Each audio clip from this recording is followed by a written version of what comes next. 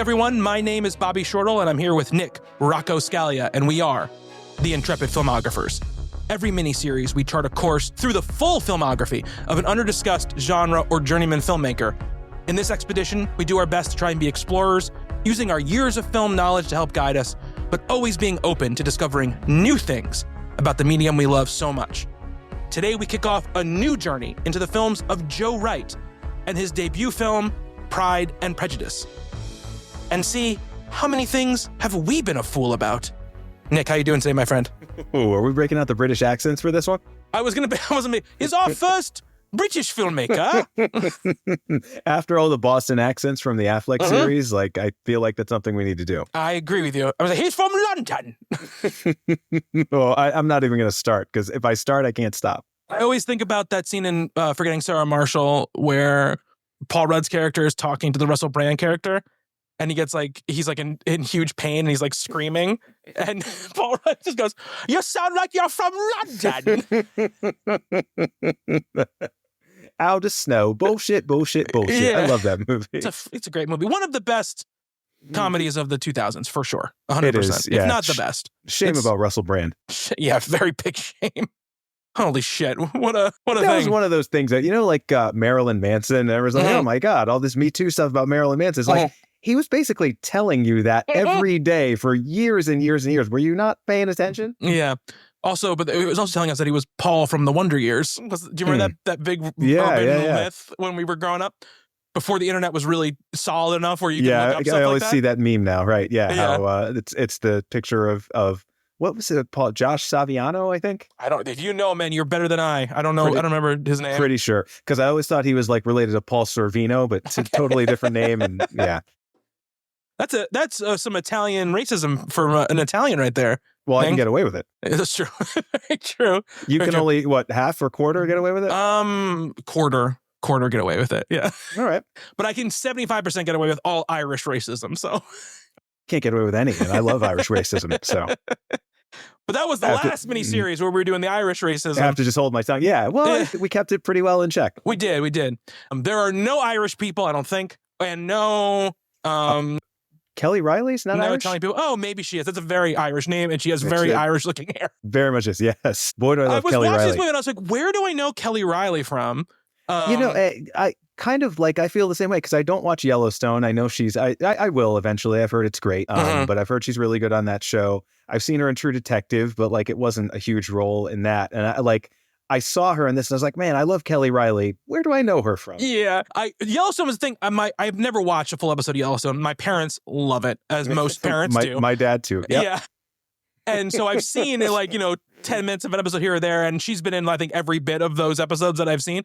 But the real thing I was thinking of, there's something more recent, or not more recent, more thing I liked and seen all of, which was she was in the most recent Branagh Perot movie, A Haunting in Venice. She's one of them. I haven't seen that yet. Really good. I really like that movie a lot. She's one of the leads of that movie. But I was looking at her, I was like, I recognize the guy. And I also did not, and I still looked him up. I don't think I really seen him much either. The guy who is her brother, who looks like Ed Sheeran and Eddie Redmayne had a baby together. Yeah. Mr. Bigley, or whatever his name. Mr. Bigley, yeah. He's, weirdly, yeah, he has a face that you recognize, even though I don't know that I've ever actually seen him in anything either. Yeah, no, I don't think so either.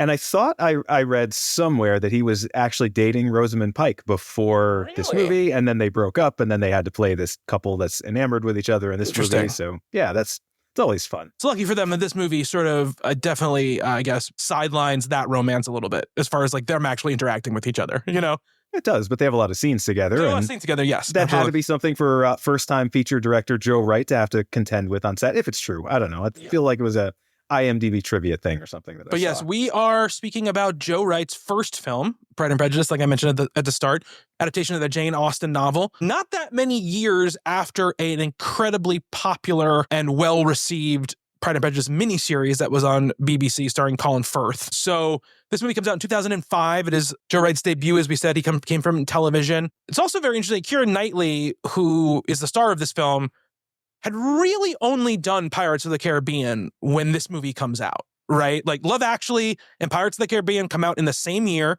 and she goes from Natalie Portman's double in Phantom Menace to a superstar basically overnight. Like, basically, she is a superstar immediately, because everyone is like, who is this beautiful woman who's in this incredibly popular movie? We love her. And so then it kicks off a very long career, one that we'll, I think, probably revisit again, because I believe she's in another one of his movies later on in her career. But like, this is very early on in her career, and I think very interesting. Already at this point, she's like the name talent in this movie, right? Like they were looking for a big star. You know, the studio is looking for someone to kind of top line this movie, and they choose Keira Knightley, who at the time, I mean, and that was weird for me too, right? Like I've said on the show before, this is a period of movies. Like I was writing about film professionally at the time, previewing stuff like this that was coming out, and I was trying to think about like where she was in all of that. Like, of course, I'd seen her in Pirates of the Caribbean, and I knew of her, but yeah, I mean, I guess this was like, there's a lot of people in this movie, you mentioned this too, that are just about to be huge. Yes. That are kind of on the cusp. And some of them, it took a little while longer, right? Like Carey Mulligan's in this movie. She looks like she's about 12. And you know, she's maybe 5-6 years away from being like the Carey Mulligan that we know now. Like she's probably, what, 4 years from an education? And education, point? And then Drive, and then, you know, Promising Young Women and everything after that. Yeah, absolutely. But Joe Wright, he's born August 25th, 1972 in London. So he is from London. His parents were in the arts. He was making Super 8 films when he was a kid. You know, he's got the classic director sort of beginnings, right? He studied at, let's see, Camberwell College of Arts and Central St. Martin's College. He made a short film for the BBC. He studied at St. Martin's College. He didn't study sculpture at St. Martin's College, though. Okay. Who studied sculpture at St. Martin's College? Where's that from? The Pulp song, actually referenced in the movie Saltburn, which there's some connective tissue between that and Pride and Prejudice too. But every time I see St. Martin's College, it shares a few actors. Absolutely, have to think about the great song "Common People," which you don't know apparently. It's Common People. I don't know the song super well. Obviously, I saw that movie and Saltburn. Okay. Yes. Yeah, right. Because she references the song. She references it directly. It's about her. Yeah. Yeah, it's about her. Yeah, which is a hilarious line in that movie. My favorite thing in the entire movie. Yeah. A very weird movie. So I for my final film analysis papers for my students last semester, I had 2 groups and have them do like a scene breakdown, a scene analysis. You know, tell me what the scene's about, break it down shot by shot. And I had a really, really good student. He's like, I want to do it on Saltburn. I'm going to pick a scene. I was like, just don't pick that scene. And he knew exactly what I was talking about, and he didn't. And great paper, great analysis, and thankfully I didn't have to think about the bathtub. So yeah, the bathtub, you're looking up the bathtub scene there? Appreciate that very much, that he avoided that one. Or the cemetery scene also. True, yes. I don't want to spend a lot of time talking about Saltburn. I just want to say that the movie is so weird not because of all the weird shit that happens in it, mostly because at the end of it, I'm left thinking, did you think I didn't realize that this guy was the bad guy the whole time? Like in the movie, it's so obvious that he's like the snake. And at the end, they're like, agreed, we're going to reveal to you all of the things he did. I'm like, yeah, obviously. See, I don't want to spoil the movie because it's worth seeing. I think it's a very good movie. It's worth seeing.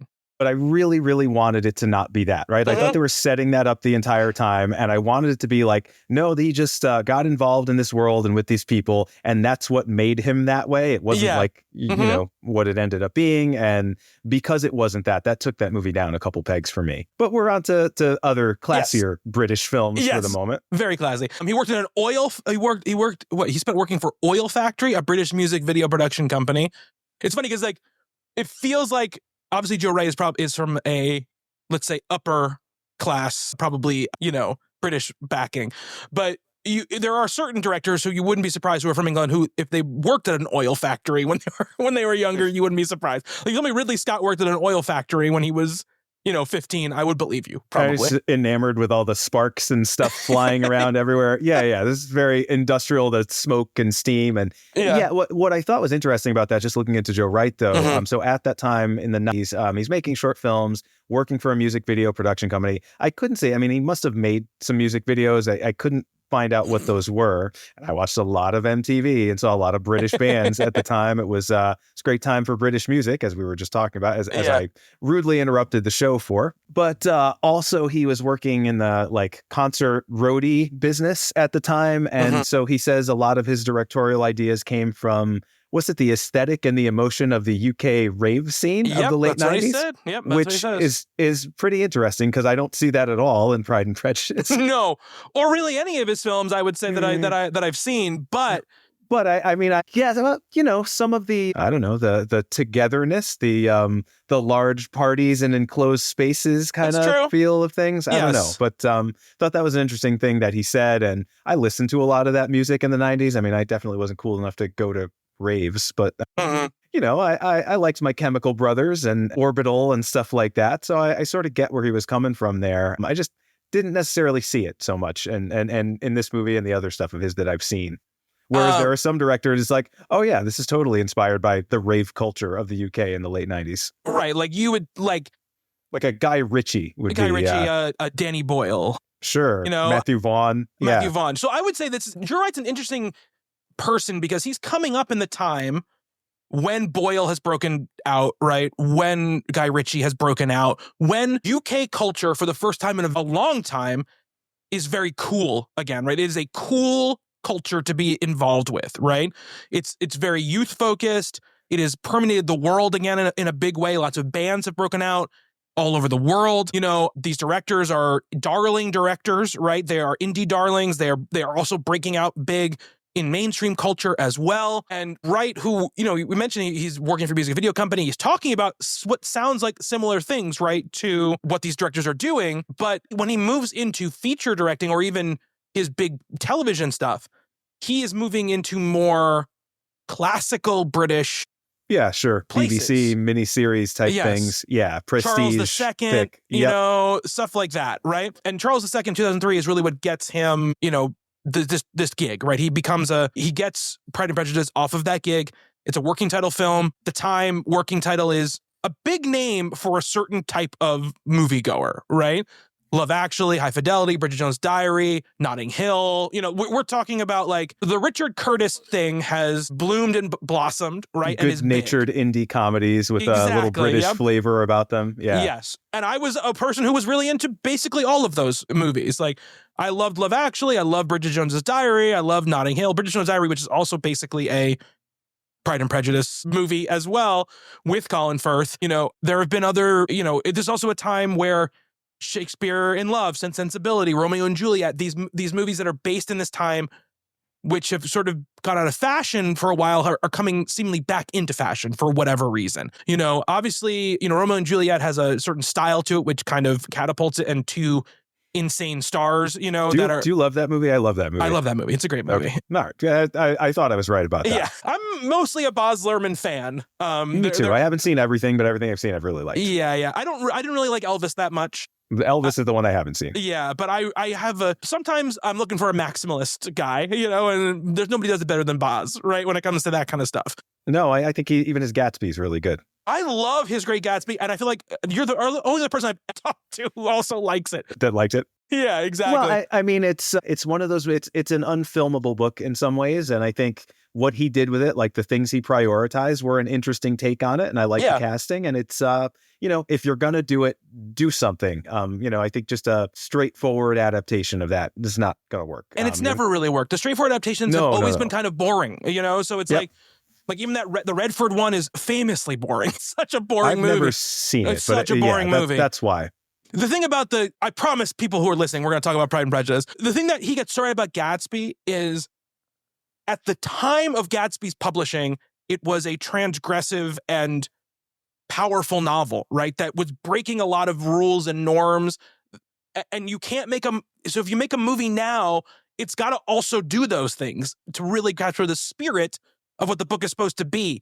And he does that in that movie to me. He catches that spirit. Maximalist, as you said, is a great way to describe that. And I do think there's something to be said about that. You're never going to be able to directly adapt Fitzgerald's prose, but what you can do is, some kind of cinematic equivalent of that, right? Like just colors and effects and just extras as far as the eye can see. And I mean, it's an interesting take on that. And actually, I feel very similarly about Joe Wright's Pride and Prejudice, actually, because it is not the most reverential adaptation of Jane Austen. And it was, the things that people were saying, producers in the studio, like, we're going to capitalize on this like youth market. I don't think you're getting the same audience for this movie that you're getting for like Mean Girls. No. But the way they're talking about it is like they're going to make this the next like big sort of teen movie in the early 2000s, which is insane. It is insane.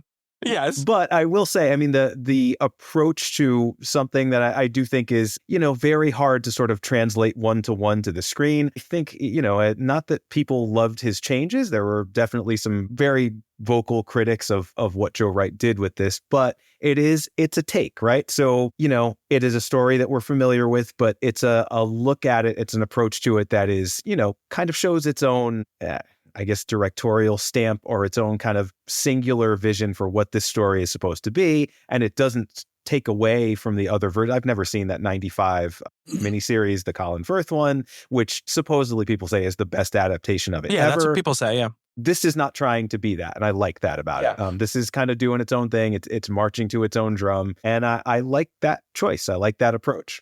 Yeah, I mean, one of those things you have to do, right, when you're adapting something that's been adapted several times, right, and an author who is... times than I thought, actually. Yeah, no, it's not one of the things, but it's one of the most famous books probably ever written by one of the most famous authors ever to live, right? And as you mentioned, like, elements of it are constantly used for other things. So even if you don't know Pride and Prejudice, the Jane Austen story, you know of it and you kind of know how it works and what it's about. And, things that are inspired or influenced by it, you have seen. So, so you need to somehow deviate from that. Yeah.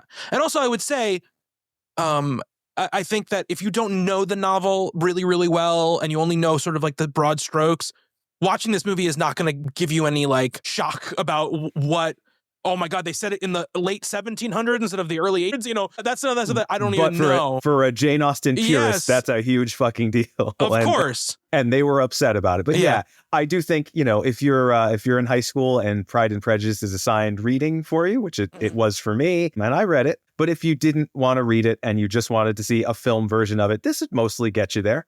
Yeah, I'm assuming at least a B+ on that quiz. You should probably watch the BBC one if you don't want to read the book. It's a lot more hours than this. It is, this but is a pretty streamlined version of the story. But that's the punishment you need to take for not reading the whole book. You have to watch the miniseries. I would say, like, we'll go through more of the, we'll talk about more of the details as they naturally come up as we go through here. But when I got to ask you first, did you see this movie in 2005? I did not. This was one of those, no, and I was seeing everything at the time. Okay. I had plans to see it, and I just never got around to it. So this was your first time watching it? Yes. Okay. So I watched it in 2005. I don't think I saw it in the theater. I think I saw it when it came out on DVD. One of my mass like catch-ups before Oscar time, because Keira Knightley gets nominated for Best Actress, for this movie. It's one of its few Oscar nominations. And I remember at the time being pretty surprised that she got nominated. But the time, I think I watched it and I liked it. I remember liking it. I remember going like, this is good, but it's kind of exactly what I would expect and kind of basic, and watching it this time, that was definitely, 21-year-old, brain basically going like, this is some boring, kind of buttoned up British shit. Like I can appreciate like the performances and the way it looks, but I'm not like, this is doing nothing different. And watching it this time, I was like, I completely fucked up my analysis of this movie back then. There is so much crazy skill on display for someone's first movie in this movie. The amount of long tracking shots in this movie is unbelievable. Like there are so many. And not just that they're there, but what this film does with them, right? Like Joe Wright himself. So tracking shots became kind of his thing. We'll talk about Atonement next episode where, that movie is famous for its long take. There are nothing quite on the level of that in this movie, but every one of them serves a really interesting purpose. There's conversations that are happening in the middle of a ballroom sequence where there's like hundreds of extras, dancing, and the camera's kind of going back and forth between groups of people, and we're following these conversations. I mean, as you said, the directorial skill here is incredible. And just the sense of time and place in this movie is, like, we all have this very cliched sort of idea of like, what's a British period piece, prestige pick, chamber drama kind of movie like? And, it's so easy to parody, right? It's so easy to think of something like that and look at it in a humorous way. Every show, there's a great SNL sketch about that where everything's a double entendre. This I forget who the actress was, but she has a fuzzy muff, one of those things that you keep your hands warm with. And, she's going on and on about her muff. Of course. 5 minutes of a sketch. And, everyone's in the period costumes, everything. So like this movie does such a great job of not being that, right? Like it never feels like that sort of rote costume drama thing, but like this world feels very alive, and it feels, because the camera's constantly like kind of bringing us into places, taking us through these estates, from room to room and following characters around. Like I just wanted to live in this movie. I'm not one of those people that's like, oh man, I wish I had been born in whatever this is, late 1700s England. But boy, would I like to hang out there for a while. And I think that this movie does that so well and brings this world to life just so vibrantly in a way that it never feels like a soap opera. It never feels like a BBC, I've been watching actually some old BBC stuff, and it's great. But, the budgets are small. They didn't have a lot of money to do things. The technology, the equipment, the stuff they were shooting on, it has this certain look about it. And this is just, extravagant visually, but not in a show-offy way either. We are consistently focused on the characters and not the settings. And yet the settings just sometimes, assert themselves because they're just amazing to look at and amazing to sort of explore the way this movie lets us do with that camera work. So yeah, I enjoyed this a lot more than I thought I was going to, actually. And definitely enjoyed it a lot more than I would have seeing it as, whatever I was, 22 or 23 when it came out. Yeah. And because, I think like though you mentioned like those tracking shots don't feel showy because they are very focused on character and teaching you things and telling you things about where you are. But I will say again, just about the skill level, it's not the atonement like you're on a battlefield and there's like bombs raining down or whatever, but there are so many people in these scenes doing really complicated things. And there is like a lot of actors coming off screen and then rejoining the camera at some other point during the tracking shot, to enter another scene. And, you're seeing things in the background of scenes that are important to are informing what's happening in the foreground of the scenes. All of this stuff is really, really impressive stuff. And it's a lot of, I have to imagine a lot of takes and a lot of planning, a lot of precision for a $28 million movie, that you obviously have time to do what you need to do, but you don't have like, you don't have 6 months to make this movie, right? So it's very impressive to me. 11-week shoot. That's not much. That's not much at all for how not crazy some of this stuff is. Period piece. Yeah. It's something with the production design and the costumes of this. Like that's quite an undertaking. It really does. I mean, Pride and Prejudice is a very TV, small screen suitable story, right? But this movie is very much a big screen movie, and it really feels like even though Joe Wright's coming from television, he needs to be on the big screen. Like the stuff that he does in this movie, it has to be in a movie. It has to be cinematic. It has to be, in some way, I guess, maximalist, right? Yeah, absolutely. I would also, if Baz Luhrmann wants to do Pride and Prejudice, I'm down for that. I'd watch that. I think as well, just, obviously this isn't necessarily on Wright because Wright is obviously not writing the source material. He's not writing the script necessarily, fully, but it's just a delightful movie as well. Like it's very sharp and well written and tight, and the characters are well drawn, and it has emotion and it's got, pathos and it's got laughs. Like I laughed a few times watching it. And I think like that really helps the movie as well. Like I kept comparing it in my head to the Gerwig Little Women that came out a few years ago, which I think is an absolute masterpiece of a film. I think it's unbelievably good. See, I haven't seen that, but my impression of that movie is that it's a lot like this one. It's similar. Yes. It's a similar take on, in some sense, similar material. Yes. It's like the American version of it, right? It's like Little Women's got the American version of Pride and Prejudice in some ways, right? Except it's explicitly non-romantic, where Pride and Prejudice is fully romantic, right? It's hugely romantic. And Little Women is almost like the opposite of that, where it's this character who doesn't ever want what Elizabeth gets at the end of this movie. I don't think Pride and Prejudice is a masterpiece, right? I think it's a wonderful film. And, I think that it is anchored by also two great performances, right? I think that the two lead performances, I think if Macfadyen and Knightley's thing doesn't work, no matter how well it's shot, no matter how well it's written, if they don't work together in those scenes, if you don't believe them, the movie would fall apart. Yeah. Well, Macfadyen especially, right? Because Darcy is such an unlikable character. Yeah. And by design and through a lot of the story, we're just supposed to not like him. He's not supposed to be appealing to us, and we're sort of questioning what she wants with him at all. And the turn that character makes is really interesting, and I think he does that so well. And there's never a point in this where it's like, oh, I fucking hate this guy, I don't want to look at his face anymore.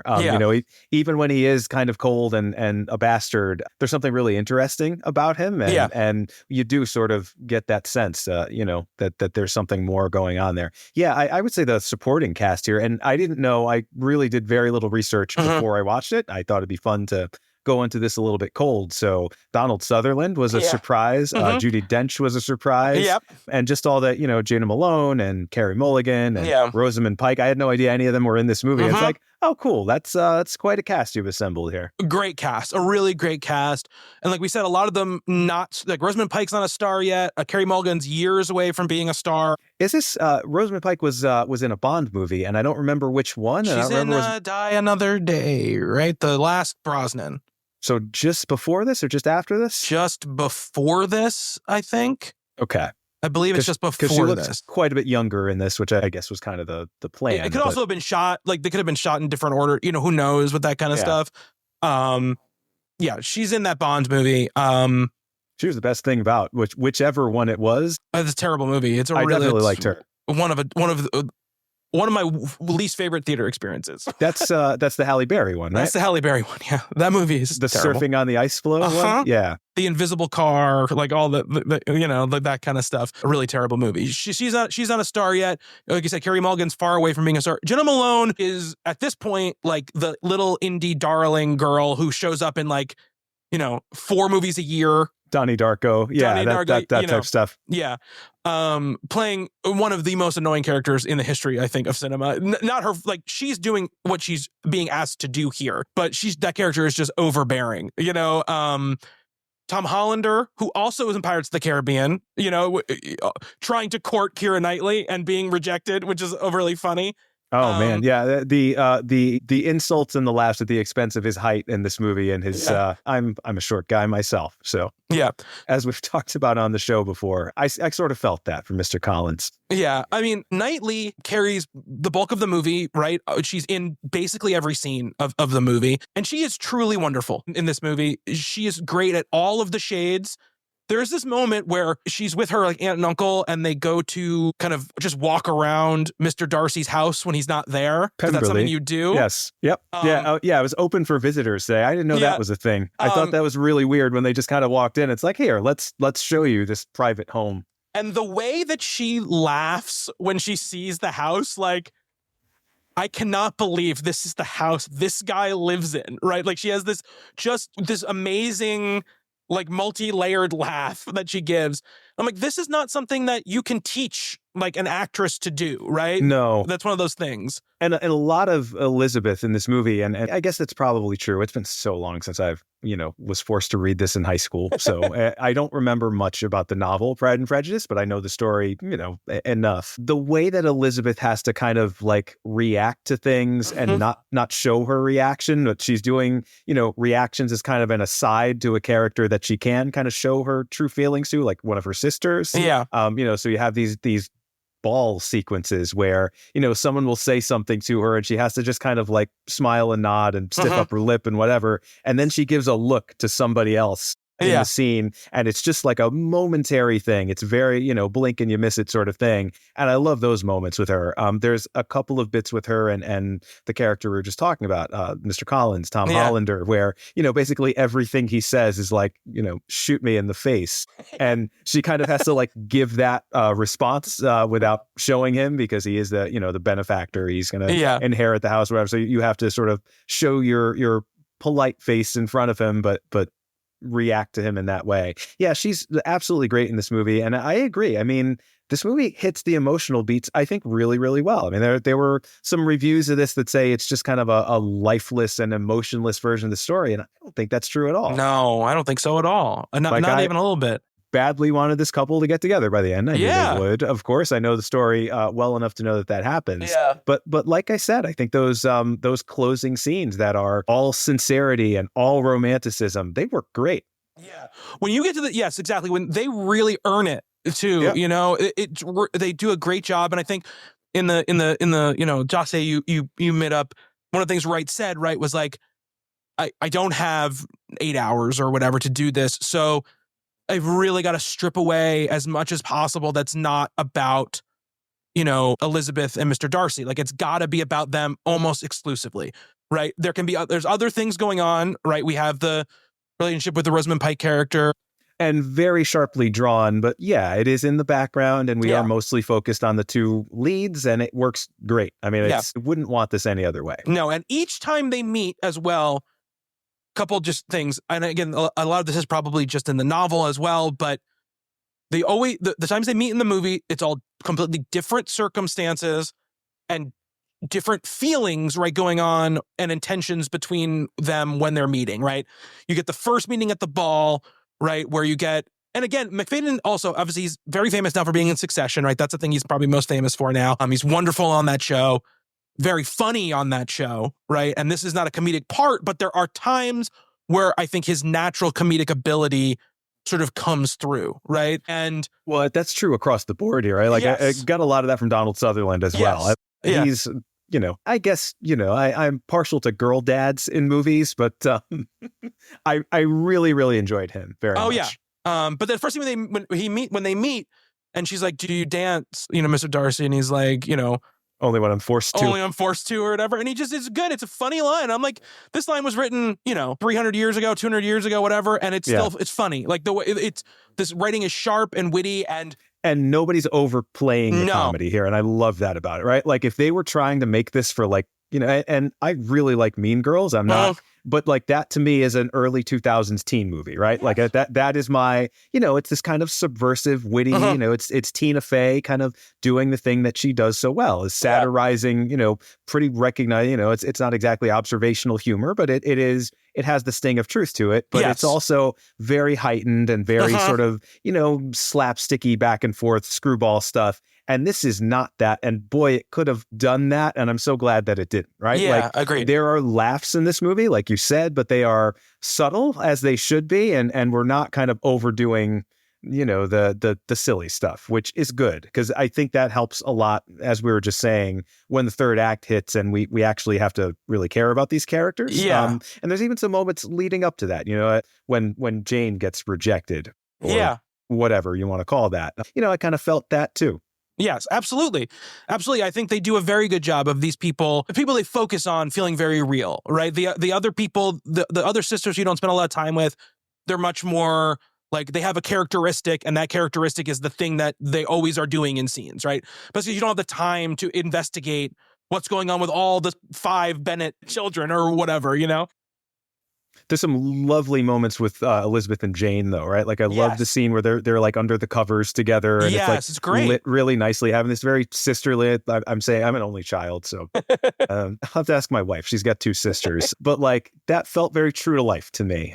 Yeah, totally not knowing anything about that stuff, but you know, just sort of sharing their secrets before bed, kind of thing. I really liked that. Yeah, and I think they do a good job too in this movie of sort of addressing the class stuff in it, which I don't know if that's a major part of the other adaptations or of the novel, but I think it is. I think it has to be. I would imagine, but you really get the sense, right, of the mother obviously is really keyed up to marry off these daughters, right? Very keyed up. She's probably the most over-the-top character in the movie. She's great. Brenda Blethyn is awesome. I mean, she's awesome in it. Yeah. This is not a criticism of her, but like, I know. We haven't mentioned her yet. And no, we haven't. She's one of the highlights of this movie. Yeah, but the movie does, I think, a very good job of making you understand why she's so keyed up about making sure these people get married off, right? There is really real consequences if they don't get married. And well, it's just a practical thing, right? Yeah. And I think the movie articulates that really well because people don't think like this anymore. But it's like they have to get married so they can have the status and the house and the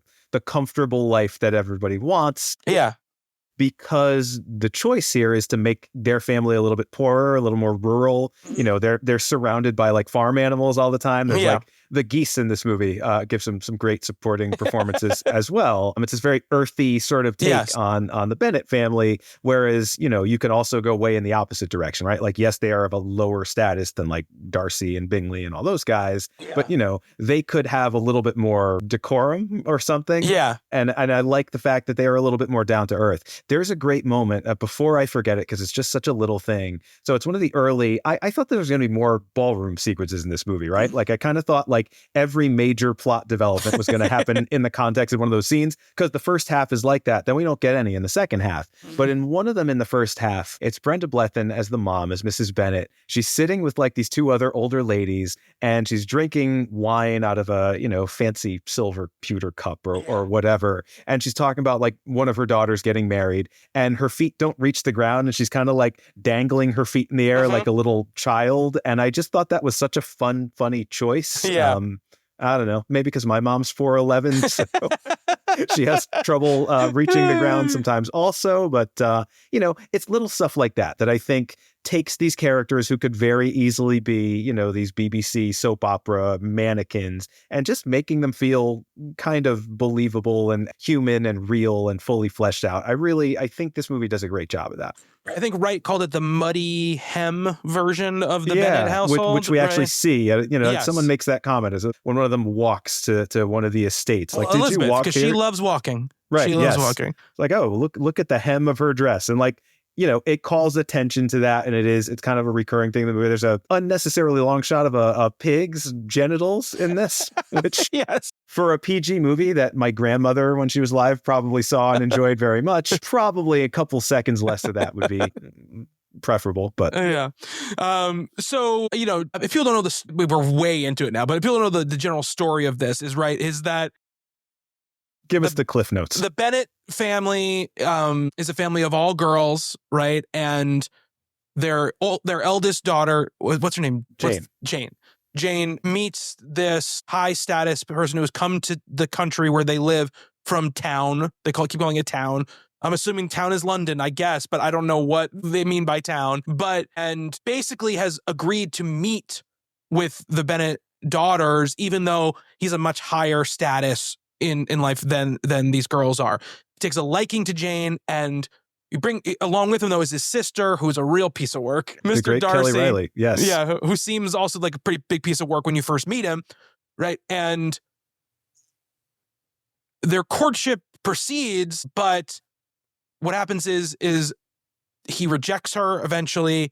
We find out that Mr. Darcy was the reason that he rejected him, because they didn't approve of her family, but he has fallen in love with Elizabeth and sort of pursues her throughout the movie. And it really comes to the fact where they both realize they've been idiots about a lot of things, and they come together, and it has this big romantic ending. That's really what the story is. I mean, there's a lot of little things that happen along the way, obviously.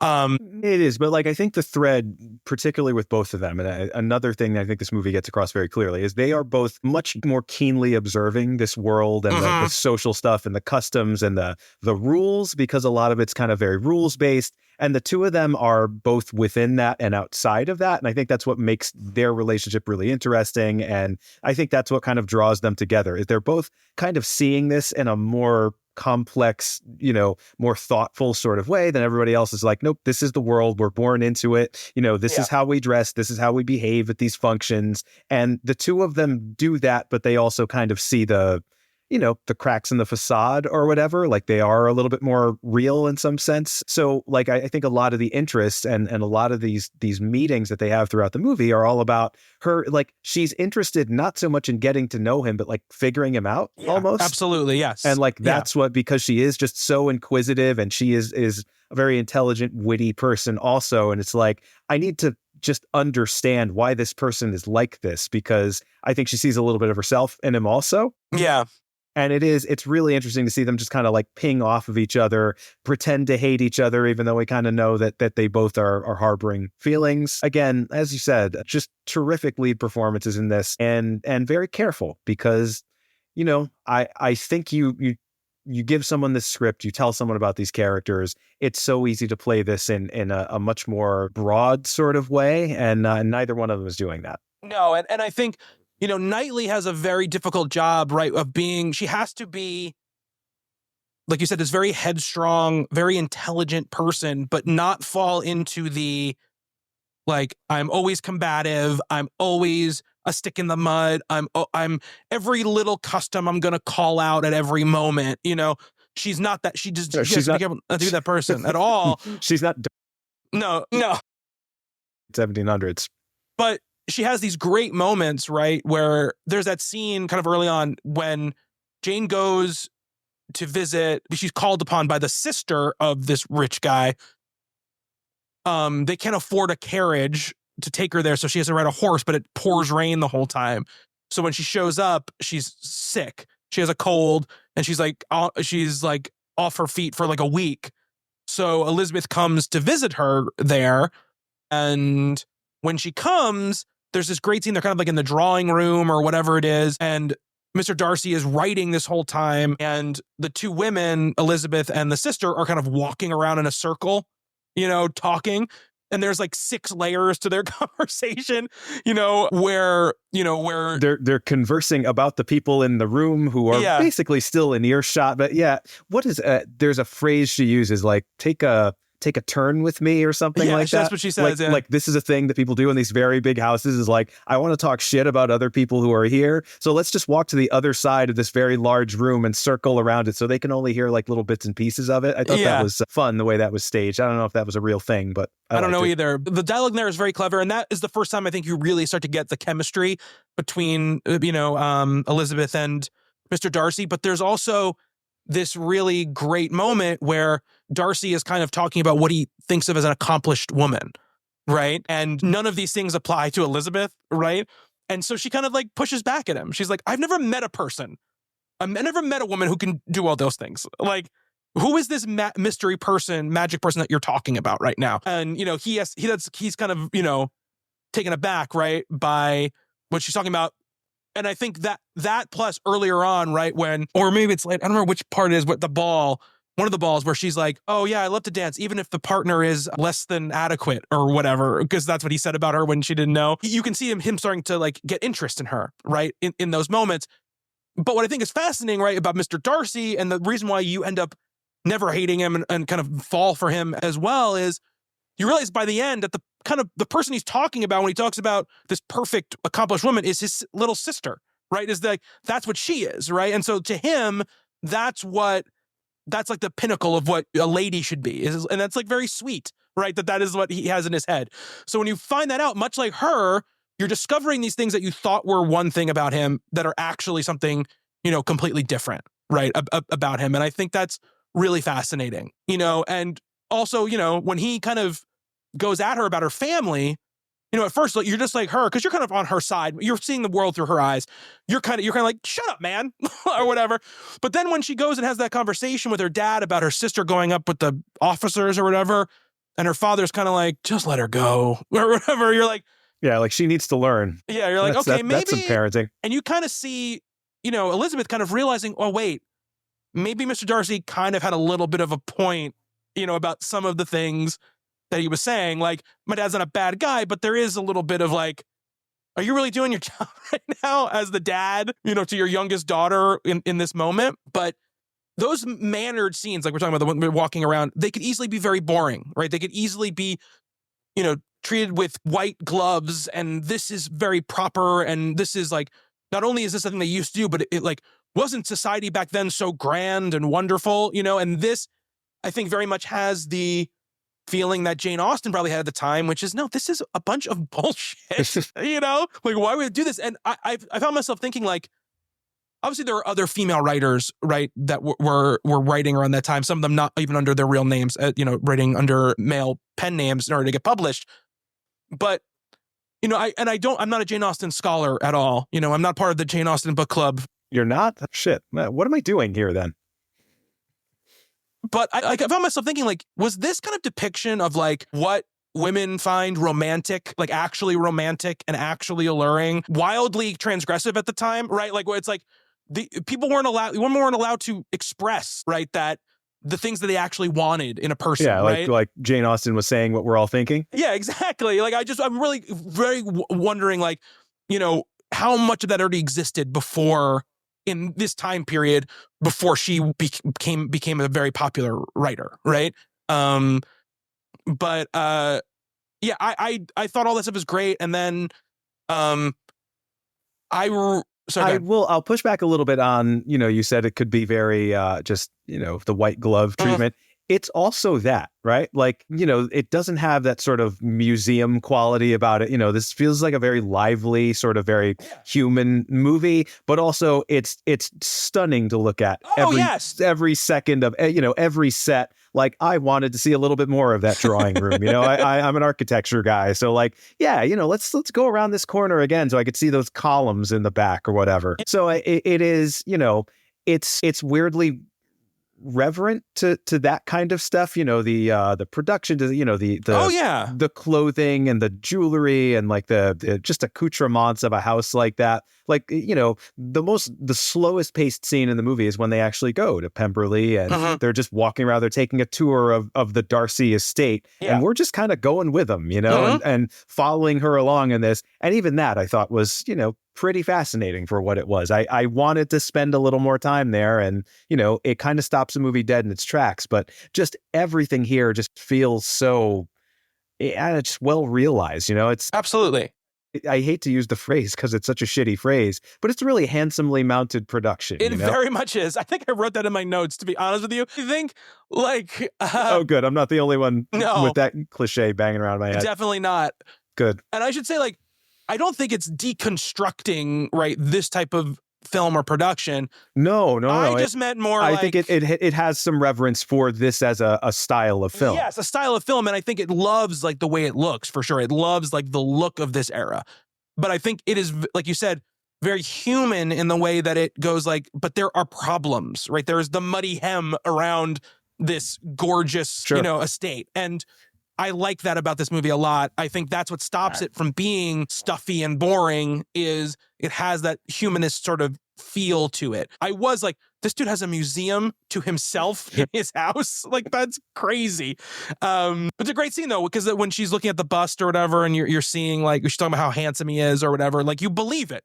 You believe her. She's like, yeah. Like, and this is after, we shouldn't skip away, the big, huge scene, right, where he sort of finds her in the rain, right? After there's a little bit of like, oh, maybe something's going to happen, because she comes to this house and she goes to visit. So her friend, rewind, her friend marries Mr. Collins after she denies Mr. Collins in a hilarious... Her sister marries Mr. Collins. No, that's not her sister. No, that's a friend of hers. No, it's the younger sister, isn't it? No. It's a friend of hers. It's that friend she's always meeting up with at the balls and stuff like that, when they're kind of commiserating. It's definitely not her sister. Not her sister. Because she says, I'm 27. I can't be waiting any longer. So there's no way she's a younger sister, right? I thought she was. But no. That's just me. No. Oh, no. I'm racist against British people. Yeah, they all look the same. Yeah. I was wondering why you're looking at me so weird. I was like, you don't remember that Mr. Collins married somebody else? So we didn't really even talk about the proposal scene when Mr. Collins actually proposes to Elizabeth, but it's a great scene. Tom Hollander just has, like, a wonderful, weird energy about him when he's in anything, and he really brings it here. He's like, he comes off as like a little weasel at first, and by the time you get to know him a little better, you realize that's not really what he is, right? He actually is kind of genuine, right, about how he feels. Incredibly socially awkward, and has has an opinion of himself that is not commensurate to what he actually is. No, but even her, what I like about... There's a great line, great moment when he first arrives at the Bennet house, and it's like, I thought I would read for an hour or two. I thought I'd read to you for an hour or two after dinner. I'm like, oh God, like some religious sermons about something. It's like, don't ever invite that guy to your house. No, and then you hear one of his sermons later, and everyone's like falling asleep in the church. But this proposal scene, which again, it's one of those great tightrope scenes, which I'm sure is right in the Austen novel, where Elizabeth, could be mean in that scene, right? She could be mean, and she's not mean. She's like, listen, man, like, this is not the right thing. Like, I would not make you happy. I am the last person in the world who would make you happy. Yeah. Which she's right about, actually. Yes, she is. She's very right about it. He's like, oh, you're just trying to lead me on or whatever. And she's like, look, no. She's like, I would not do that to you. She's like, whether or not I want to marry you, I'm not going to disrespect you by trying to lead you on. Like, that's not what I would do, basically. And we had a great scene with Donald Sutherland where he's like, if you don't marry this man, your mother will never speak to you again. And if you do marry him, I will never speak to you again. Yep. And that great moment when she's like, oh my God, like, thank God. Like, I don't have to do this, right? Great moment. But, her friend marries him and asks her to come visit, right? And again, it's great because it's not like awkward or weird. Like, Mr. Collins is like very happy that she's there. And this is when we meet the Judi Dench character. And I totally forgot Judi Dench was in this movie. I had seen the movie, right? But I totally forgot she was in it. And this is one of the times, too, where I think how good Knightley is in this movie really comes into focus, which is that she's in 2 big scenes with Judi Dench. And she completely holds her own in these 2 scenes against her, like going shot for shot with her. It's like you could easily blown out of the water by Judi Dench in a scene because she gets to come in for 2 little scenes and just she's great. Just be over the top. And she was Joe Wright's choice. Yeah. As far as I was reading, he called her up and said, I really like seeing you play a bitch, so come play a bitch in my movie. And she was like, all right. Yeah. And she absolutely is a bitch, and she's great at it. She's great at it. This great little, and this is... So I mean, I love Judi Dench too. I love grandmotherly Judi Dench, and I also love bitchy Judi Dench. Yeah. And you get exactly one of those. You do, yeah. She never, there's no softness in her in this movie at all. No. She's playing sort of, what's his name? Mr. Collins' benefactor or whatever. He lives Lady on her Catherine land. de Burgh. Yeah. And nice house, though. She's also Mr. Darcy's aunt, and he ends up being there at the house when she's there. And there's this great little charming, like, after dinner scene where, well, first the dinner scene where basically, the Countess Judi Dench is basically being like, well, of course you went to school a lot. She's like, no. And he's like, but you know how to play music? Not really. But you know how to draw? No. Like that, all that stuff, which I think is really good. They're really fighting back against this propriety, this is the way things have to be. But then Judi Dench makes her play the piano afterwards, right? And she tells she doesn't play it well, right, at all, right? But there's a very cute scene between her and Mr. Darcy, right, where it's the first time you start to feel like, okay, there's like a little something here, right? Like she's starting to soften. He's obviously softened, quite a bit. But then his buddy basically tells her that he saved his friend from a terrible marriage to an untoward family or whatever. Basically reveals her that the whole thing with her sister and Bingley is not going to happen because of him. Because of him, right? Actually, before this, there's another very charming scene where Macfadyen comes to like talk to her and basically says like hello and goodbye and then leaves. Mm-hmm. And they're like, what did you say to him? She's like, I truly have no idea. Yep. Very charming scene. Again, you're building it, right? And I'm sitting there and I'm like, those things it's almost are happening. A jump scare, right? Like she's facing the other direction and then like Macfadyen's like standing right there behind us. Holy shit, where'd you come from? Yeah. Like, I guess, again, I mean, the customs and like the idea that you could just walk into people's houses the way people do this, like, and you're constantly running into people that you don't want to see, but it's like, it's all of this huge countryside and yet people keep like banging into each other for some reason. Yeah, it's really funny. And so I just like about a half hour into the movie, you just accept it. Like, you could just walk in wherever and people just show up and say hello. And I guess if you're rich, you can just walk in anybody's house you want at any point. Like that's what I think probably really still true. Probably. Elon Musk is here right now. But I was just going to say, Jeff Bezos is right out in my living room. I didn't invite him over either. His bald head. Yeah. And he's listening to that Bo Burnham, Jeff Bezos song on repeat, which is really weird. But so we have a couple really charming scenes in a row, right? Where it's like building up to, okay, this is going to happen. And it's funny because, again, it's been 20 years since I've seen this movie. I don't really know this book other than seeing the movie, really. So I'm like, what is the thing that like, because it feels like they're about to get together. What is the thing that stops them? And then you have that scene where he tells him about, or his friend tells her about what happened. And then we get this, the rain scene, right? Where he chases her out into this like gazebo or whatever, this whatever it is. And it professes her love for him in just the most awkward, like Like that, one of the times I laughed out loud when he's basically like, even though you're a poor idiot, I love you. I want to marry you. Yeah. Yep. And her reaction is perfect. Because the dialogue and the performances are super witty, but the setting is gorgeous, right? Like it is this just gothic, rainy, British, very sort of British countryside sort of feel. Yeah. I love it. Yeah. It's such a well done scene. And they're it's such a great moment. So good looking. Yep. It's like crazy how good looking they both are. They both look great. And you're both like, you guys should get together. Right. And Elizabeth is not supposed to be good looking. She's supposed to be, you know, kind of plain. They call her plain a number of times in this movie. It's like, take a look at her. Yeah. This is Keira Knightley, everybody. You're out of your fucking mind. But it's fine. It's a movie. Like you come to learn those things in movies where you're like, well, this is the plain person, sure, because they don't have blonde hair. Like that is usually like the definition of that in movies like this. But it's such a great scene between the two of them. Like you said, it looks great. This whole movie has that thing to it, like where it's just. There's a scene right at the beginning. Right? I think the first note I wrote was, "Oh my god, this movie looks amazing!" Like at the first like two shots of the movie, the opening shot, the sunrise, over the Bennet estate. My god, and her walking through the field and walking across that little like plank bridge or their little duck pond or whatever it is, and we get to know everything we need to know about her. Yeah, no dialogue, just this is her reading a book on this estate, and it's like, got it. That's this character. Yeah. Like there's that other shot where she's like on the swings and she's like spinning on the swings. Oh, and I love that moment too, so right? Good. Yeah, just the way that stage and the sort of surrealness about it, where you can tell like it's taking place over like a very long time, and every time she makes the revolution, like different stuff is happening on either side. Yeah. Oh man, yeah. It's again show-offy for sure. Show-offy for sure. Yes. It is probably unnecessary, but man, is it cool. It's a cool way to show time passing. It's a cool way to show other than just like a title card or some other way of doing it, you know, where you just like fade to the seasons changing or whatever. It's just it's a really clever way to do it. It really brings you into her perspective too. It really keeps you. One of the things about filmmaking I really feel like is really strong in this, and I think it'll continue in Atonement if I remember correctly, is when you're in a character's perspective, he really keeps you in that character's perspective.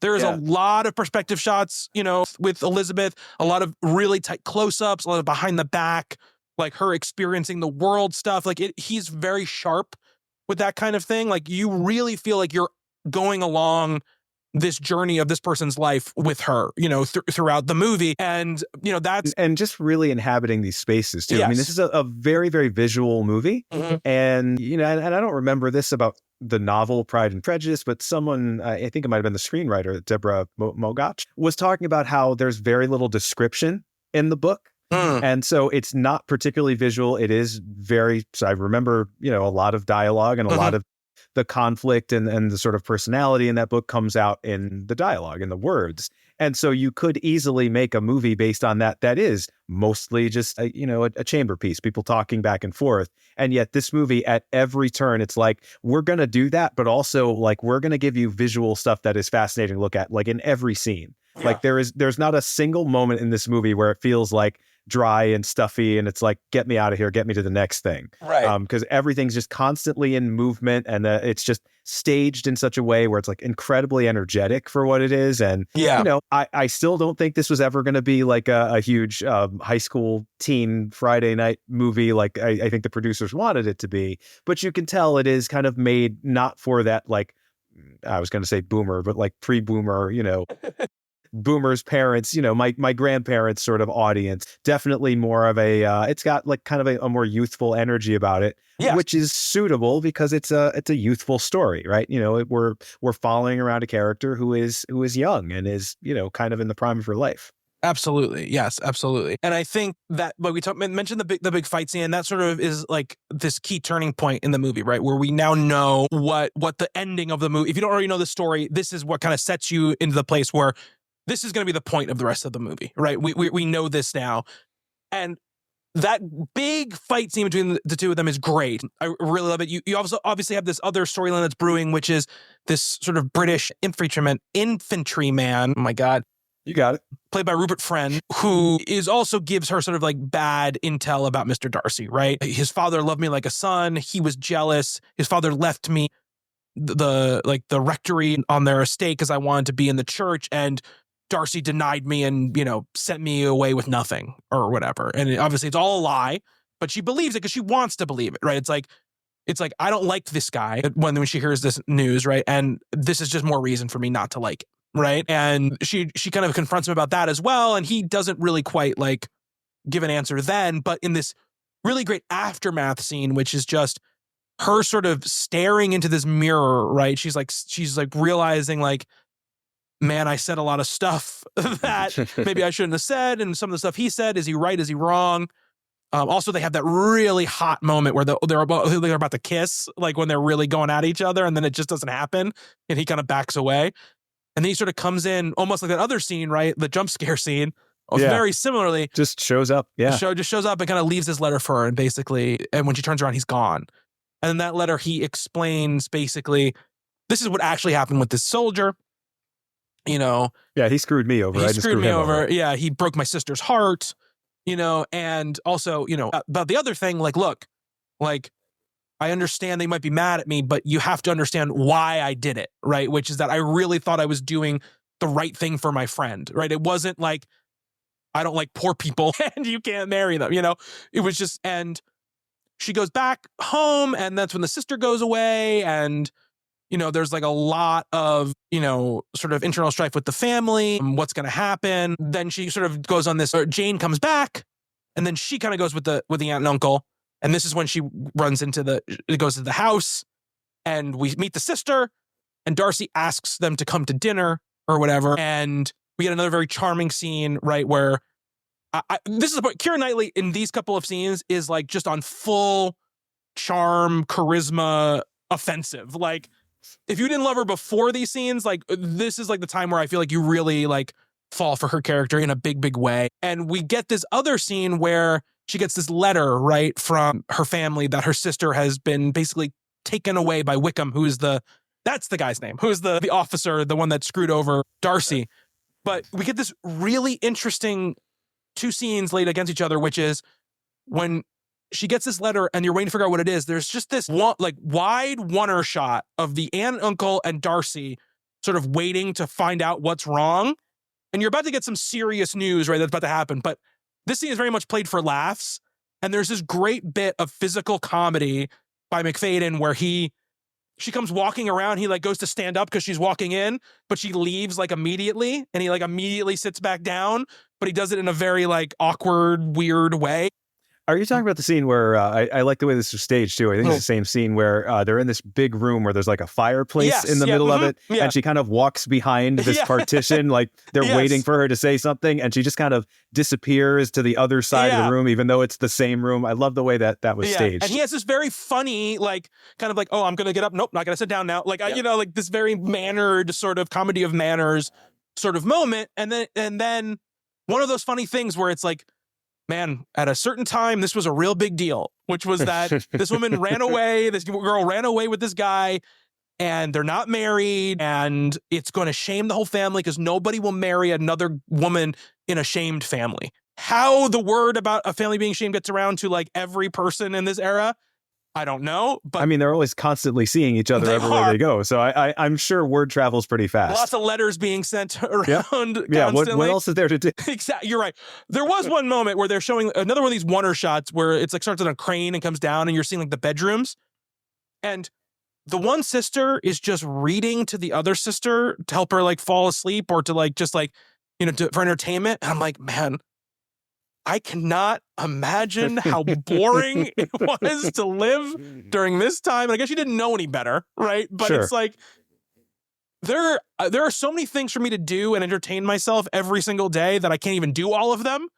And this person's like, my sister will just read a book to me while we sit in bed. Mr. Collins will read to you for 2 hours from some religious text. Yeah. Yeah. That's, man, it's a fun night. What a time. No wonder they enjoy the balls so much. Yeah. But so then again, this is one of the times where Darcy gets to kind of show how much he cares about Elizabeth, which is they find out that they've kind of absconded together, and the younger sister and this guy that was sort of interested in Elizabeth was sort of interested in him, and then he ends up going with the younger sister, and Darcy basically, unbeknownst to Elizabeth at first, basically pays off this guy so that he'll marry the younger sister so that their family won't be shamed, right? There's kind of a really pretty funny discussion between Elizabeth and Jane, like about how much money you'd have to pay in order to get married to their younger sister, who they know is a piece of work, which I thought was pretty funny. But then Mr. Bingley comes back and basically resumes his courtship with Jane. And we get another couple of really charming scenes where they come and like everyone's a little awkward. And then you get this great scene like with Macfadyen and him where they're out by this lake and they're like practicing. He's like practicing how to talk to Jane and like ask her out, which I thought was very cute. You know, we get the scene basically where he comes and proposes. Bingley comes and proposes to Jane. And in this moment, like, you know, Elizabeth's looking for Darcy, like hoping he would be there, right? And he's not there, right? You kind of see a shot of him like looking at the house and sort of like walking away. And she sort of like runs out of the field, you know, in the field or whatever. I guess, wait, no, she runs away. Nothing happens. She's like sitting on a tree by a tree or whatever. Comes back. She kind of has a giggly moment with, you know, with Jane, where she's engaged now. Everything's good. Everything's happy. Everything, you know, we're all good. Can you die from happiness, she says? Yeah, can you die from happiness? And then the next day, Darcy, which this scene is so fucking romantic and sweeping and great, shows up in this field wearing a hell of a coat. And they have this great, you know, basically very romantic, we realize that we're both idiots and we love each other and we want to be together scene, which I really, really loved. And then I think we do get, with all these great scenes, I think the next scene is the best scene in the fucking movie, where they have to get the permission from the dad to get married. And she goes in there after him, and the dad is like, are you crazy? Like, I thought you hated this guy. Oh, she's like, right. We see Darcy walking out of the father's room, and then she walks in to sort of get the verdict. Although the look he gives her on the way out tells us what we need to know. Yeah. But it's like, you know, the dad is like, I thought you hated this guy. Like, why are you doing this? I know he's rich, but that doesn't, like, don't worry about that or whatever. And, you know, she kind of explains why she was wrong about him. And, you know, and then there's this just wonderful fucking moment where she's basically like, I love him. And the dad is so thrilled that one of his daughters is marrying somebody for love rather than status and money. Yeah. Like she gives him all the reasons why. And he starts like crying. I definitely got emotional during this scene. Oh yeah. I really, really like him in this movie. I like the character. I like the performance a lot. Yeah. I think it's a wonderful scene, and really you see the connection between the two of them and how much he really loves her and how much he has realized from the beginning that she was sort of like special and different and like, you know, not the kind of person who was going to just marry somebody because it was the easy thing to do. For the reasons everyone else is doing it in this movie and kind of in the world at the time. Yeah. And I think it's just a wonderful scene between the two of them. These people obviously understand each other. And this was the original ending for the movie. Oh, really? Okay. So there's one scene after this. It's Elizabeth and Darcy together after all this has happened. There's one kind of last lovely romantic moment, you know, sun setting behind them, kiss scene. It's really nice. Yes. But like a lot of people, you know, again, those Jane Austen purists, I guess, really didn't like this scene. And, you know, this was included, this additional scene of the two of them together, because it's a romantic comedy. You kind of have to end the movie with them. But the film was supposed to end with the scene with the father. And I think that would have been really nice, as nice looking and as sort of charming as that last scene is. And then I guess the British audiences didn't get it and then complained. So they put it back in and even showed that over there. So, you know, I guess nobody really knew what they wanted out of their 2005 Pride and Prejudice. But, you know, I think it works either way. But it would have been pretty gutsy to end the movie with that scene. Definitely a more artsy way to end the movie for sure, with the dad scene. And it definitely is like the emotional. And you're right. It's such a good scene. It's such a good scene. But it's a nice little just like palate cleanser to see them together and like see what their life is a little bit. You know, and see that they actually are happy together, and let's just end it on that really nice note. It's not like it's not a Return of the King. You know, it's not three endings. It's pretty restrained for what it is. I don't know why anyone would take offense to it, but people did. That's interesting. You know, it's funny because when I was looking up something, I forgot what I was looking for. I saw a U.S. version of 2005 Pride and Prejudice. I was like, what does that mean? U.S. version? Now I know. Oh, actually, the one scene we skipped over, which I do want to mention, which is the second scene with Judi Dench, was when she shows up.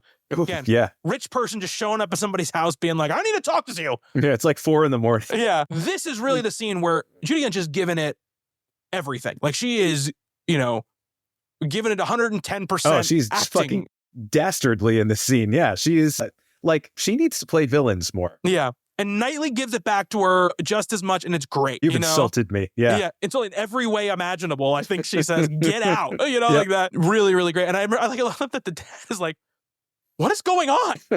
And she's like, well, just leave me alone for once. She like runs up the stairs, basically. It's a lot of feminine energy that guy has to deal with in his life. You can see it's really taking its toll on him. He just sort of sits there most of the time. Like when they're when Mr. Collins is going to propose and he's like, can I speak to Elizabeth privately? And the mother's like, everybody get out of this room right now. And he's like, what?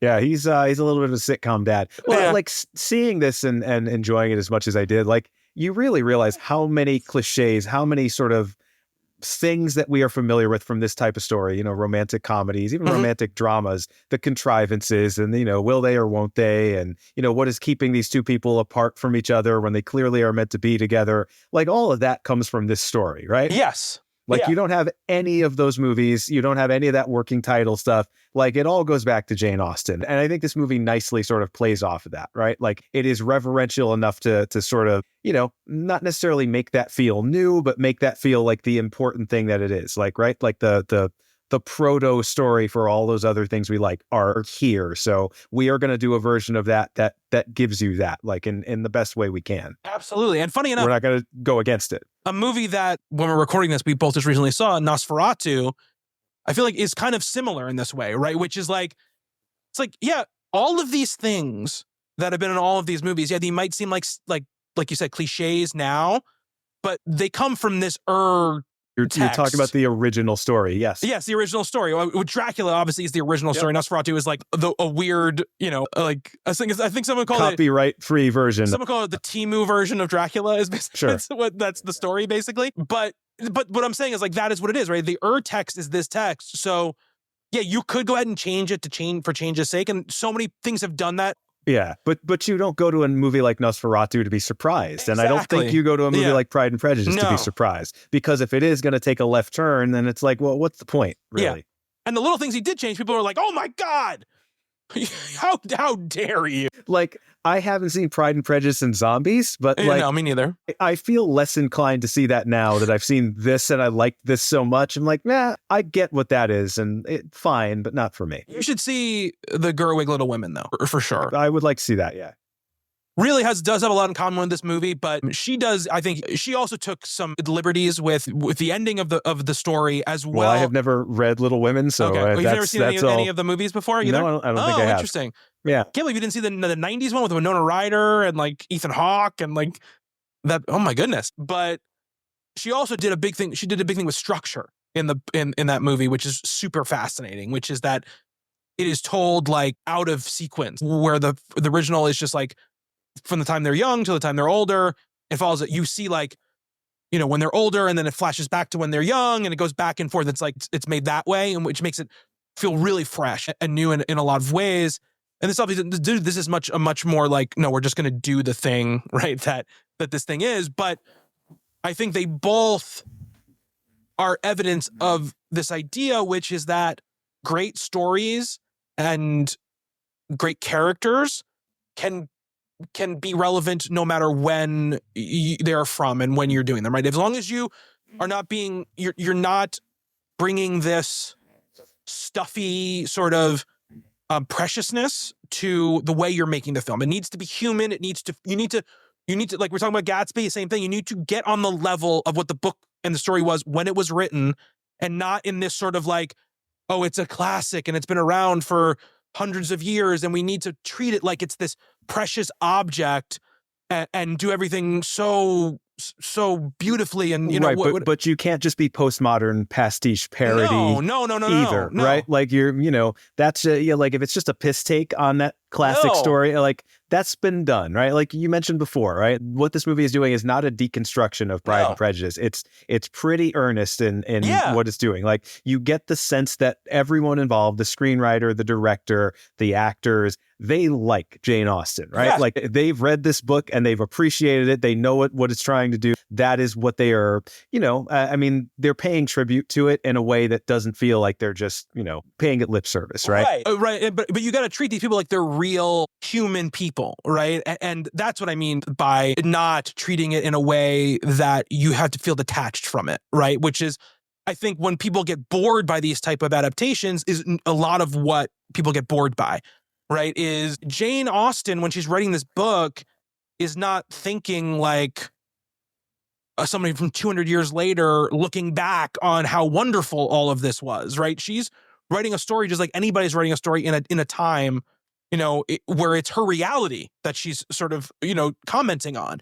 And I think adaptations that are great for classic literature like this try to capture that same energy, right? And that's what this definitely does. And it modernizes in a way where it's not like, this is, I don't see a lot of the world of 2005, which I felt very alive at that time. So like, I remember what the world was like in that period very, very, very vividly. And I don't feel like this movie is necessarily trying to comment on this. It's not trying to be a modernization of, this is Pride and Prejudice for the post 9/11 generation. No, not at all. Let's not do that. And any innovations that it's doing are there to serve the original story and there to sort of capture the things about the original. I mean, it's a coming of age story, right? Like it's a film about, young people trying to decide what the rest of their life is going to be and who they're going to spend it with. And that is, pretty universal. Like that absolutely still exists in the world. We maybe don't marry for money and status the way we used to. Unfortunately for my wife, she should have found a nobleman, but she didn't. She found a film student. Yeah. Is your family paying you an allowance every year? I fucking wish they were. No, they are not. No, there is no estate to inherit. But, I do think there's something kind of timeless about, just that period of one's life, when you don't know who that person's going to be and whether you're ever going to find that person. And, are you doing it for the right reasons or the wrong reasons? Like, I think this movie is very, very good about making it feel relatable without just sort of hyper modernizing it.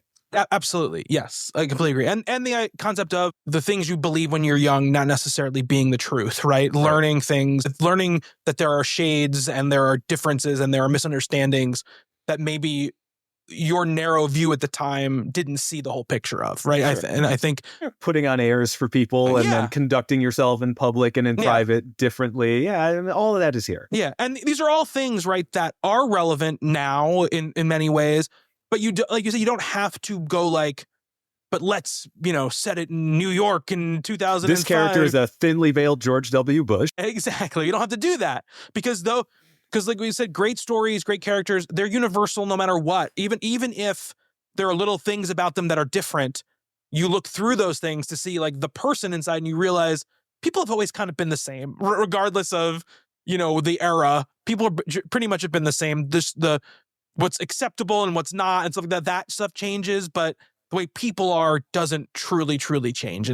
And that's why you can watch this movie in 2025, 20 years after it came out, and it feels very fresh. Yeah. It feels, like I said, timeless. Whereas if it was trying to comment on the world at that time, there would just be, references you wouldn't get. There would be things in there where it's like, I'm not familiar with this particular cultural thing that they're satirizing or whatever.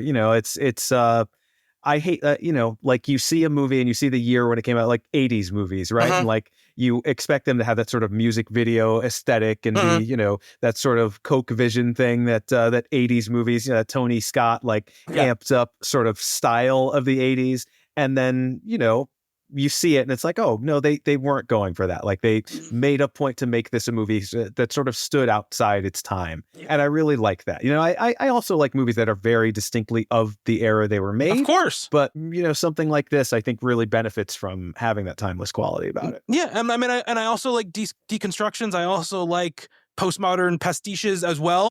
I do too, but it has to be done the right way. And this you can't do both. You can't have it both ways. No, you can't. And look, if this is an American movie, maybe it goes more in that direction too, right? That's the thing. But I think also we didn't mention this before, but having someone like Emma Thompson basically coming in and sort of advising and ghostwriting your script. Well, it's because she'd done Sense and Sensibility. Yes. So like she's your Austen go-to person at this point. And like you almost have to kiss the ring a little bit. Like, Emma, can you take a look at this? Because I'm not so sure. Yeah. Absolutely. So this movie premiered at the Toronto Film Festival on September 11th, 2005. It's released on September 16th, 2005 in the UK and Ireland. And it earns $4.6 million US dollars in UK and Ireland, which is very big debut for England. If you don't know, like, that's huge. That's a huge debut. Yeah, you don't have that many screens. No, not that many screens, not that many people. Released in the US on November 11th, 2005, 2.9 million on 215 screens. Later expanded, and it made about $40 million in America, which is very good. $28 million budget. Obviously, it made stuff overseas as well.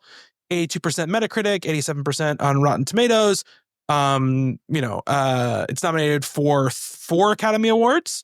Best Actress for Knightley, which again is a big deal at the time because she is incredibly young, incredibly new, and I think she was one of the youngest. She's got to be one of the youngest because to be nominated at that point. When she did We've Pirates, got a few since then, but she was like 20 or something when she did Pirates. So she's got to be like 21, 22 when she does this. Best art direction, best costume design, and best original score. All things that you could pretty much love bank the on. score, by the way. I haven't mentioned that. Oh, yeah. But really, really nice. The piano stuff that plays for this movie is fantastic. It's Dario Marinelli, right? Is the score. Yeah. Cinematographer also very good, Roman Osen. And I was like, I wonder if this became like Joe Wright's guy. Nope. No, and I was looking again. at other stuff he had shot, and I was like, not much of note there. No, he did The Young Victoria, which obviously, you do that, and then you do Pride and Prejudice, and then they're like, okay, I guess you're going to do The Young Victoria next. But Dario Marinelli works with Wright a lot after this. So he does Atonement with him, which is also a fantastic score. The score for Atonement is wonderful. We'll talk about that next time. Obviously, does the soloist with him. Seeing that film again, yeah. He does a lot of stuff. There's Anna Karenina with him. Basically works with him in all his movies. Essentially, it's a great score. But best art direction, best costume design. That's like the movie could have been a piece of shit, and it would have been nominated for those two things if it looked the way it looked, right? And yeah, and it has staying power, right? It's one of those things where, what I hear from a lot of people, right, is that, again, Pride and Prejudice is not a big touchstone story in my life. But for people who it is, it's like basically whatever Pride and Prejudice you see at a certain age is the one that becomes like your Pride and Prejudice. So for some people, that's the BBC miniseries, and for some people, that is this movie. And when people talk about this, this movie, I feel like our generation, it's this movie, and even younger people, because there hasn't been one, right? Yeah, yeah. This is still the sort of going Pride and Prejudice. And I think also the success of Succession and Macfadyen breaking out in that made people go like, wait a second, like, what has this guy done before? Where did this guy come from? Yeah, and then they're like, whoa, like, because even I, who had seen this movie and I was watching Succession, I was like, this guy's amazing. Have I seen him in anything before? And I was like, oh my God, he was Darcy in the 2005 Pride and Prejudice, which I did not remember at all. Can I make an embarrassing confession? What? Have not seen even a frame of Succession. I think you told me this last time when we were talking about doing this movie. I think you mentioned that to me, which, okay. You should see that show. I think you would love it, but that's sort of like... really, really like Sarah Snook. She's in a movie called Predestination, which is like the best time travel movie that nobody's ever seen, and you should see it. She is fantastic actress. Fantastic. I had no idea who she was till I saw that, and then I saw she was in the show and never watched the show. She's so good. She's such a good actress. Everybody in that show just knocks it out of the park. Jeremy Strong is great, obviously. Sure to be, again, I don't even know when this episode is going to come out, could already be Oscar winner for Best Supporting Actor. Kieran Culkin is also great in that show. Truly, truly a fantastic thing. But I feel like it's one of those things where I often hesitate to mention to people who say they haven't seen it because I'm like, what am I, the 7,000th person to tell you that Succession is good? Like, I'm not telling you anything you don't know already, right? Like, Succession is great, but you should watch it. Matthew Macfadyen, fantastic. So next time,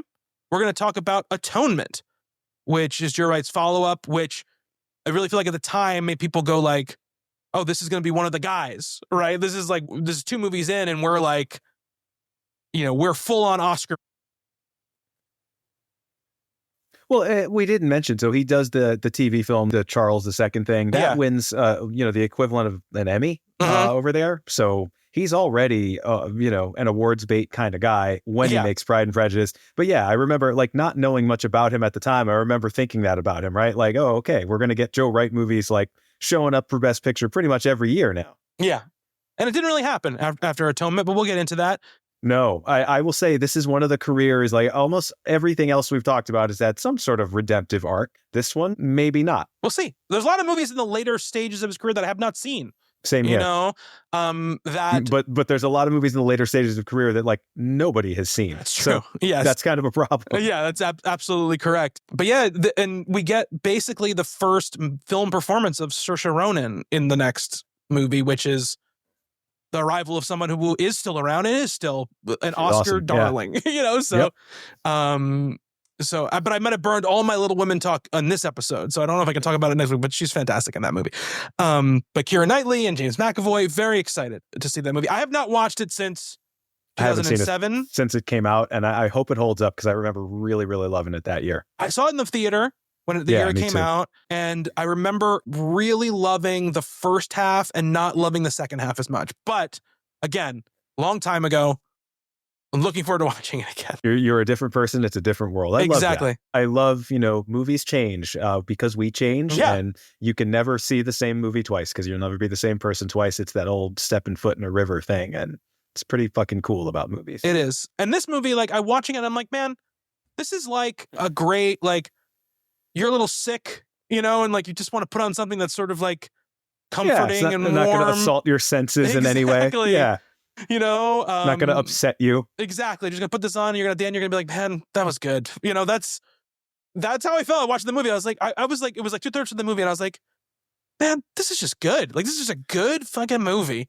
I was sick a couple weeks ago after Christmas and my comfort movies were the Friday franchise. And boy, are those great movies to watch in like 10-minute intervals while you're, maybe going to run and throw up in the bathroom. But in between, it's like, oh, here's Ice Cube and Mike Epps just fucking around. That's a good time. I haven't seen any of the first one. Oh, really? No, so you've never seen Mike Epps in a Friday movie? No, I've never. Chris Tucker is what I think of when I think of. Yeah, well, he only did the one. Yeah, I mean, they're all, I wouldn't call any of them great movies, but I find them all very enjoyable. When I was like 13, I thought the first one was hilarious, but I don't. Of course. Yeah, but I don't really. Again, it's been a really long time since I've seen any of those movies. So next week we do Atonement, and then we're off. I think after Atonement is Hannah. I think is that this third movie? I believe so. Yeah. I need to look because I need to know. Let's see. I feel like there might be one more in between there. Atonement's definitely very next. Possible. Oh, yeah, there is something right in the middle of it. Yes. The Soloist is in between. Okay. So I definitely saw The Soloist. I remember nothing about it. It's going to be, and we're really going to talk about an arc of a career here, right? Because it's a fascinating career, like you mentioned. And I think he runs into the movie industry changing right in the middle of his like career, right? Where he should be going up, even if he has little bumps along the way. And at some point, the movie industry completely changes, like right around 2010, 2011. And you can definitely see like the kind of movies that I make, nobody watches anymore, but I'm going to keep making them and see what happens, So I think it's going to be fascinating to talk about that stuff and see if the diminishing viewership is deserved because the movies aren't as good, or it's just you're like, man, like Anna Karenina is great. Like, why isn't anybody talking about this movie? I'm really fascinated to see if that's the case or not. But we'll continue with Joe Wright, and then we'll see what happens after that. Right now, our like tournament is running about who the big director is going to be.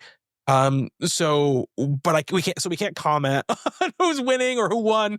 But I'm sure by the time this episode comes out, it'll be over, and we already know who the big directors are going to be covering this year.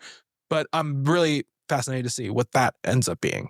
So that should be fun. And I'm fascinated to make generic statements about who it is when we don't know who it is over the next few weeks. I can edit it in. So be like, man, I'm so happy that Peter Jackson won. Black. All right. So Atonement next week. Until then, thank you, Nick. Thank you, Bobby. And thank you to everybody who's been listening. Until next time, be good to one another. Later.